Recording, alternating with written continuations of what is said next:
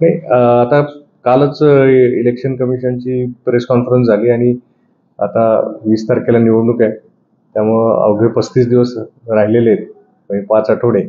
त्यामुळं आमचा प्रयत्न पूर्ण असेल की आता मतदारसंघात अजून वेगाने काम करायचं आणि हा मतदारसंघ मागच्या वेळेसपेक्षा जास्तीत जास्त मताधिक्याने निवडून येईल असा आमचा सगळ्यांचा प्रयत्न राहील. सो काय काय पुढच्या आठवड्यात असेल किंवा काय स्ट्रॅटेजी असणार आहे, कसं प्रचाराला सुरुवात करणार आहात तुम्ही? सभा कुणाकुणाची होणार आहे याचं काही झालं नाही, अजून तशी कल्पना नाही, कारण आमच्या पार्टीमध्ये पहिले म्हणजे सर्वप्रथम की पार्टीचे पार्लिमेंटरी बोर्डाची बैठक होणार. त्याच्यानंतर उमेदवारांचे जे तिकीट असतील ती डिक्लेअर केली जातील आणि ते झाल्यानंतर मग मात्र पुढची त्या पद्धतीने प्रचार सुरू होतो. पण आत्ता एकंदरीतच मतदारसंघामध्ये पार्टीच्या वतीने बरीचशी रचना ऑलरेडी लागलेली आहे. बाहेरनं प्रवासी कार्यकर्ते आलेले आहेत, निरीक्षक आलेले आहेत.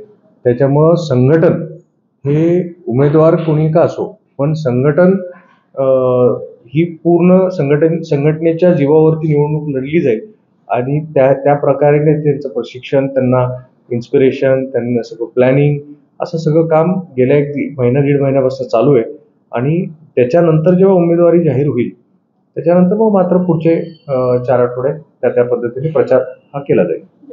उमेदवारी जर उमेदवारी जर जाहीर झाली, काय विजन घेऊन तुम्ही मतदारांसमोर जाणार?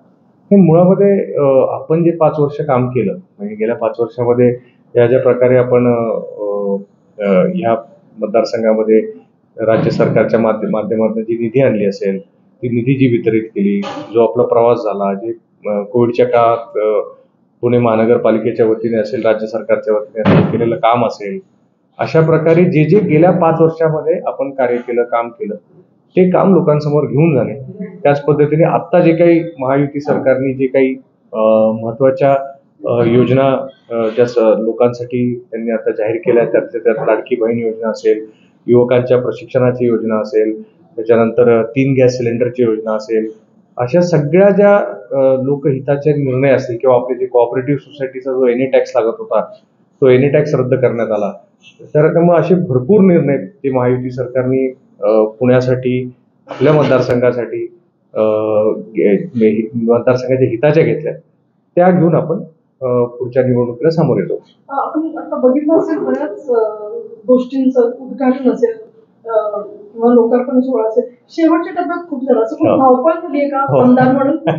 हे काय होतं की निधी जशी वितरित होत राहते तशी मग त्याची मान्यता झाली आणि खूप मला अभिमान वाटतो की गेल्या 3.5 वर्षात 100 कोटीपेक्षा जास्त निधी ही राज्य सरकारने आपल्या शिवाजीनगर मतदारसंघासाठी इकडे दिली आणि मग ती वितरित करता करता प्रत्येकाचे भूमिपूजन करून काम सुरू करण्याचं प्रत्यक्ष एक धावपळ होती की आचारसंहितेच्या आधी जवळजवळ सगळी भूमिपूजन आपण कंप्लीट केली पाहिजे आणि त्यामुळं शेवटचे 3 महिने म्हणजे लोकसभेची निवडणूक झाली आणि त्याच्यानंतर आत्तापासून 3 महिन्यापर्यंत भरपूर भूमिपूजन झाली.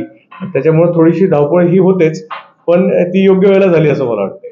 बऱ्याच वेळेला असं एक आरोप होतो की आत्ताचे जे प्रस्थापित आमदार आहेत नगरपालिकेच्या कामांवरती श्रेय लागतात वगैरे, या संदर्भात काय सांगाल? नाही, उलट ऍक्च्युली नगरपालिकेचंच काम जास्ती पडतं आमच्याकडे.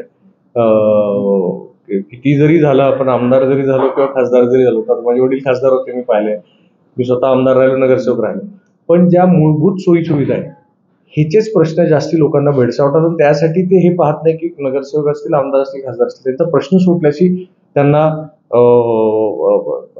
म्हणजे तो त्यांचा मतलब असतो आणि त्यामुळं ऍज अ लोकप्रतिनिधी आपण हे पाहायला पाहिजे की आपल्या समोर जो व्यक्ती येतो त्याचा प्रश्न कसा सोडवायचा आणि त्यामुळे मूलभूत सोयी सुविधावरती उलट मी तर म्हणेल की महापालिकेची जी साधारणतः यंत्रणा आहे ती सुद्धा सफिशियंट होत नाही बऱ्याच वेळेला. सगळ्या म्हणजे ज्या पद्धतीने आपण रस्ते बघतो, ड्रेनेज बघतो, पाणी बघतो, यासाठी महापालिका एवढी आपली मोठी असून सुद्धा किंवा जास्तीत जास्त बजेट असले सुद्धा तरीही वाढत्या अर्बनायझेशनमुळे आपल्याकडे ते सुद्धा कव्हर करायला कमी पडतो आपण. म्हणून राज्य शासनाची खरं गरज असते आणि मी ती साधारणतः मला समजली की बाबा मूलभूत सोयी सुविधांवरती आपण जास्तीत जास्त निधी खर्च केली तर उलट महापालिकेला आपण सहाय्य बनतो.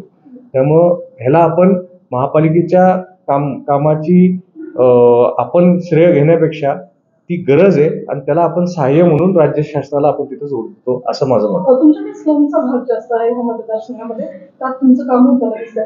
सो अशी काय काय कामं आहेत जी आता ह्या 5 वर्षामध्ये होऊ शकली नाही असं वाटतं तुम्हाला, आणि पुढच्या टर्म मध्ये तुम्ही कराल असं काही आहे? राहिलेली राहील.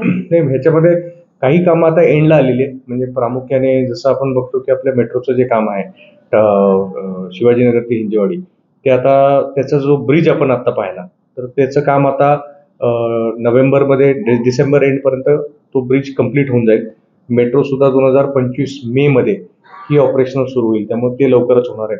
त्याच पद्धतीने जे आपले रेल्वेचे अंडर ब्रिजेस आहेत खडकीमध्ये आणि आपल्या रेंज हिल्सला, त्याचं सुद्धा DPR बनवण्याचं काम झालंय. पुढच्या वर्षी ह्याच साधारणतः महिन्यापर्यंत त्याची सुद्धा वायडनिंग झालेली असेल. आपल्या जुन्या मुंबई पुणे हायवे रोडचं जे काम आहे ते आता अंतिम टप्प्यात आहे. म्हणजे जय हिंद टॉकीज पण आता क्लिअर झालंय, त्यामुळे त्याची जी वायडनिंग होती ते सुद्धा आता पूर्ण झालेलं आहे. पाण्याच्या ज्या टाक्या उभारतात त्या सुद्धा थोड्यात, म्हणजे आता वर्षभरात त्या सगळ्या टाक्या उभारल्या जातील. त्यामुळे 24/7चं सुद्धा काम येणाऱ्या 2026 मध्येच कम्प्लीट होणार आहे. STPचं पण काम हे साधारणतः 2 वर्षात कम्प्लीट होणार आहे. रिव्हरफ्रंटचे काम हे साधारणतः 3 वर्षात कम्प्लीट होणार आहे. त्यामुळे येणाऱ्या 5 वर्षामध्ये जवळजवळ बरीचशी मोठे प्रोजेक्ट जे 2016-17 पासून जी लावली होती ती आता कम्प्लिशनची वेळ आलेली आहे. त्यामुळे त्यासाठी त्याचा पाठपुरावा करून ते सुद्धा कम्प्लीट केलं तर बरेचसे अर्बन रिन्युअलचे प्रश्न ह्या परिसरातले ते पूर्ण होतील. ह्या मतदारसंघाला फंडिंगचं काही कमतरता झाली होती का, की ह्या गेल्या 5 वर्षामध्ये आपल्याला कमी पडलं असं काही होतं? असं मला नाही वाटत. फंडिंग भरपूर होतं. मेजर प्रोजेक्ट्स सगळे लागलेले होते. म्हणजे पाण्यासाठी ऍड्रेस करायला 24/7 म्हणजे नदी सुधार प्रोजेक्ट हा लागलेला होता. जे काही नदी STPचा प्रोजेक्ट तो सुद्धा लागला होता. परत आपण मेट्रोचा प्रोजेक्ट तो सुद्धा सुरू झाला होता. स्वारगेट ST स्टँडचा एक जो प्रोजेक्ट आहे तो थोडासा विलंब झाला, तो सुद्धा आपण आता कम्प्लीट करणार. त्यामुळे मेजर प्रोजेक्ट हे ऑलरेडी लागले होते शिवाजीनगरमध्ये. मुळात जी काही गरज आहे ती जी मी आयडेंटिफाय केली, तुम्ही जसं म्हटलं की इथे सेवा वस्त्या खूप आहेत आणि त्यामध्ये ज्या मूलभूत सोयी सुविधा आहेत म्हणजे ड्रेनेज, पाण्याचं प्रेशर आणि तिकडची सिक्युरिटी म्हणून CCTV असतील किंवा अशा प्रकारचे मेजर्स, प्रिव्हेंटिव्ह मेजर्स, ह्याच्यामध्ये काम करण्याची खूप गरज होती. आणि त्यामुळं बराचसा निधी हा सर्व 75% निधी हा सगळ्या सेवा वस्त्यांमध्ये वितरित केला आणि तो योग्य ठिकाणी त्यांनी त्याचा लोकांना उपयोग झाला असं माझं मत. भारतीय जनता पक्षाचे किंवा पक्षश्रेष्ठींच्या दृष्टीने एक युथ लीडर म्हणून तुमच्याकडे बघितलं जाते.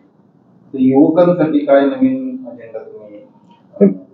मला वाटतं की पुण्यामध्ये जे काही आता मी पुण्यामध्ये पाहिलं किंवा आपल्या मतदारसंघामध्ये विशेषतः पाहिलं की अलीकडे युवकांमध्ये प्रशिक्षणाचे जे काही आता ऑपॉर्च्युनिटीज सरकारने ज्या क्रिएट केल्या त्याचा नक्कीच लोकांना आधार वाटतोय. त्याचा लाभ लोक म्हणजे मुलं घ्यायला लागले आणि ते स्वतः इंडिपेंडेंट होणं किंवा सेल्फ एम्प्लॉयमेंटकडे वळणं ह्याच्यासाठी एक चांगलं मला वाटतं की वातावरण, ह्या सगळ्या अपेक्षा त्यांच्या आहेत आणि त्या पद्धतीने आपण त्यांना समजा आपण तसं त्यांना आपण त्यांच्याशी एंगेज झालो तर मला वाटतं की युवकांचा आपल्याकडे बघण्याचा दृष्टिकोन आणि आपल्याला आधार म्हणून समजण्याची त्यांची जी त्यांना आपण आधार म्हणून वाटावं यासाठी आपल्याला त्यांना एंगेजमेंट अशा प्रकारच्या उपक्रमात करतात. तुम्ही आता असं जे म्हणताय ते अगदी बरोबर आहे, परंतु तरीही विरोधकांकडे जो मेन मुद्दा आहे तो बेरोजगारीचा आहे.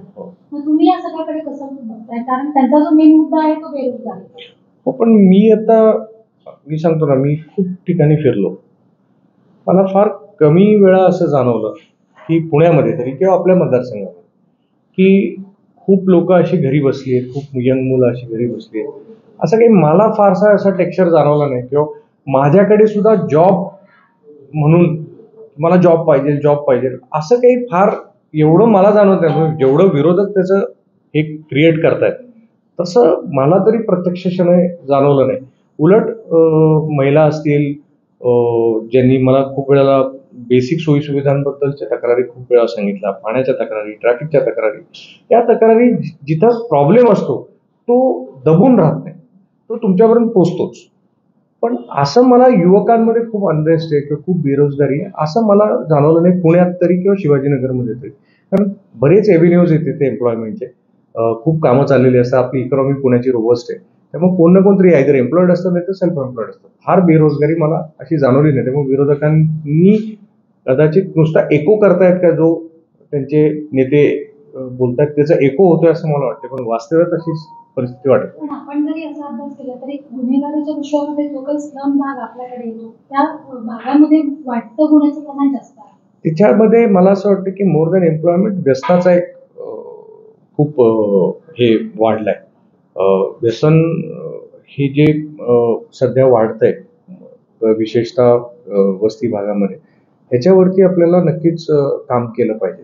कारण काम आहे, पण बहुधा एखादं व्यसन किंवा व्यसनच्या संदर्भात तशी एकदा सवय लागली किंवा हॅबिच्युअल झालो आपण, तर त्याच्याने आपण कामापासून बहुधा थोडंसं आपला फोकस असेल किंवा ओव्हरऑल हे लांब होतं आणि त्याच्याने आपलं जास्ती नुकसान होतं.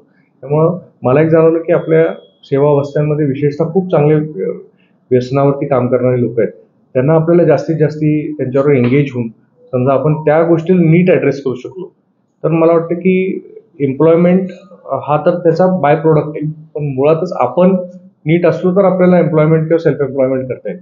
पण तो एक ॲस्पेक्ट आहे जो जनरली बऱ्याच मेट्रो सिटीजमध्ये आता वाढतोय आणि इझी अवेलेबिलिटी असल्यामुळे